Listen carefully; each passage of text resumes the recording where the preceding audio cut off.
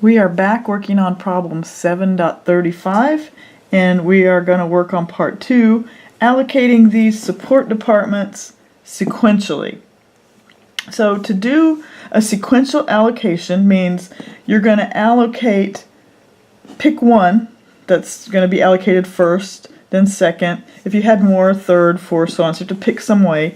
And in the text they tell us we're going to allocate our sequence, and we're going to allocate the biggest dollar amount first. So that means general factory gets allocated first. So it'll get allocated to pottery, retail, and power. And then power will get allocated to pottery and retail. If we had a third, it would just, or a fourth, it would keep going. General factory would get completely allocated to 0. Then we go power, allocated to 0. Then whatever was next. Accounting, allocated to 0. Human resources, and then we would be done, right? So we'd do each one sequentially across all of them. So basically, general factory is not going to get any overhead from power, but power is going to get overhead from factory, and then power's overhead goes to those two, right? So that's what sequential means, doing it in a sequence, and 2 is plenty. You'll get the idea from doing just 2. So the first thing we have to do is figure our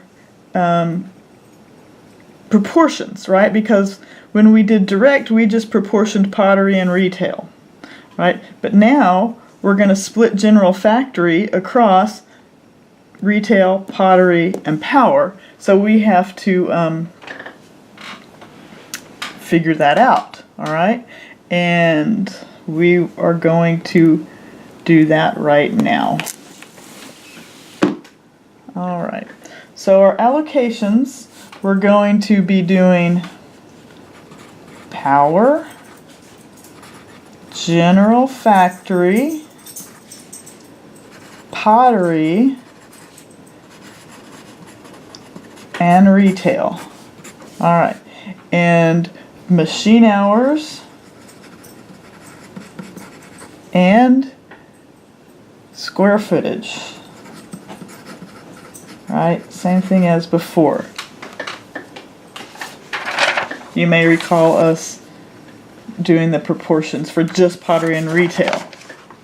Well, now we have to do this for power. We don't really have to do it for general factory because we're going to allocate all of general factory first, right? That's the sequence. General factory, then power. So when general factory gets allocated, it gets allocated by square footage, right? So we are going to have to figure out not machine hours for power, and of course we're not going to figure out anything for general factory because it's going all away. So, but we'll have to figure out now, instead of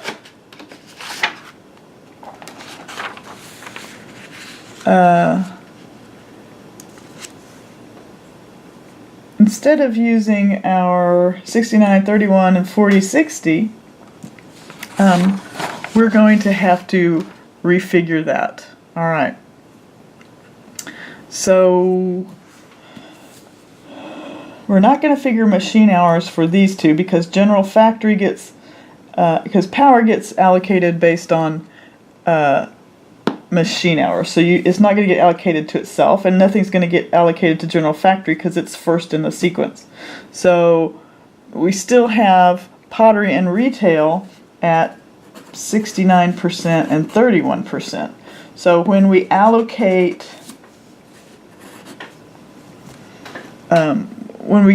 power, we're still using these. All right.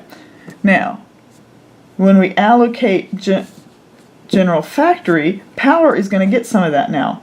So just like before, we have to figure out how much they're going to get. So we're doing that based on square footage, right? So power has 2,000, 4,000, and 6,000, right? So now we've got 12,000 square foot we have to cover. All right, so, right, 2,000 plus 4,000 plus 6,000 equals 12,000. 12,000, right? So 2,000 divided by 12,000 equals 0.166, round it to 7, right? It's going to go on forever at 6. And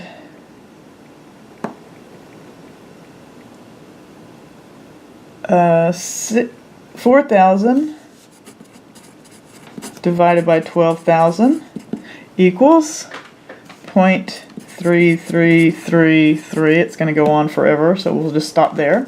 And then 6,000, here's something that's easy, divided by 12,000 equals 0.5, right? So there's our new square footage proportions to allocate the general factory.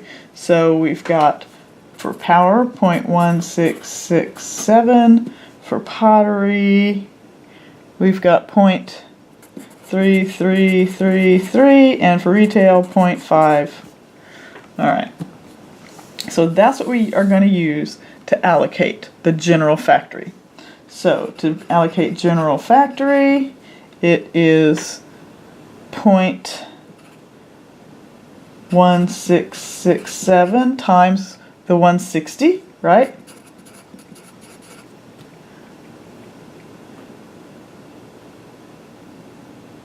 So that would be 26,672.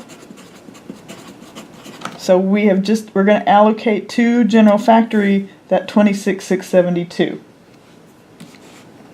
All right, and to pottery, we're going to take 0.333 times 160, and that is going to end up being 53,328. All right, and the rest of that 160.50 times 160, we could just subtract those from 160. It's going to be 80,000. Right, half of 160 is 80,000. Okay, so we would also in the general factory column write 26,672, 53,328, 80,000. Right, we were trying to allocate 160,000, so now we're down to, coming right down here, we're down to 0 in the factory column. All right. Now we need to allocate the power. So for power, we have 150,000 to start with. Now we've added this 26,672, right? So what we really have to allocate now is 176,672, right? So where I got that from is 150 plus what we allocated to it from general factory. 672 is equal to 176,672. This is what I have to allocate now. All right. So how am I going to allocate power? I'm going to allocate that not to general factory because this is sequential. You just only go down. So you're going to not go back because that would then be reciprocal. So we're not doing reciprocal. We're just doing sequential. So it's going to get allocated across these two, and power gets allocated based on machine hours. So the pottery and retail use 69 and 31%. So that's not changing. So we're going to take our 176,672, which comes from right down here, times 0.69, which is equal to 121,904.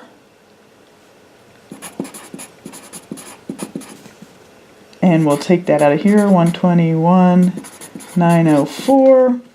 And then we also have 176,672 times 0.31, which ends up being equal to 54,768.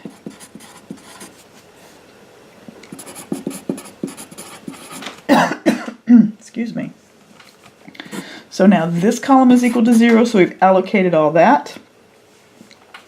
These guys have their original 98,000, which is direct and not going to get allocated, and 56, which is original and not going to get allocated. So now if you add up 98,000, 53, 328, 121, 904, you're going to get 273, 232, and 190, 768. So it's not a tremendous difference. Alright, that's what we got before, 265, but it's a difference, and you know, every month it's going to add up. So it might be a more accurate reflection of how the overhead should go. You would have to decide if that made sense for your company, but it's a way to do it. And the next thing we'll do is what we call reciprocal. So get ready to do that, and I'll meet you at the next video.